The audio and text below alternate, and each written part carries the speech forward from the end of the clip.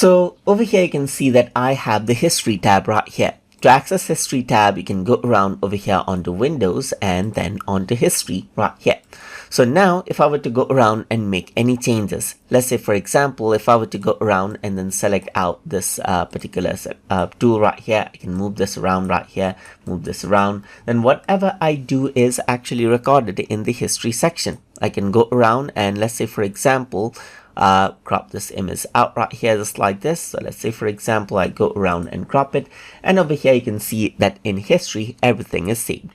So now in the history section what I can do is I can click on any of the steps right here and I can start from that particular step, as you can see right here. Like I can start with where I did the move right here.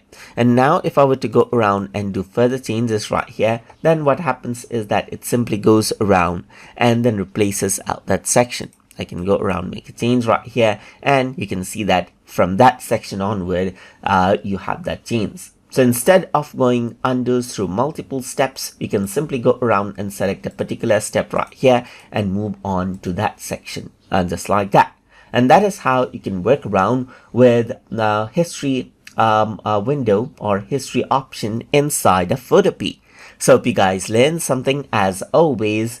And as always, please like, comment, share, and subscribe.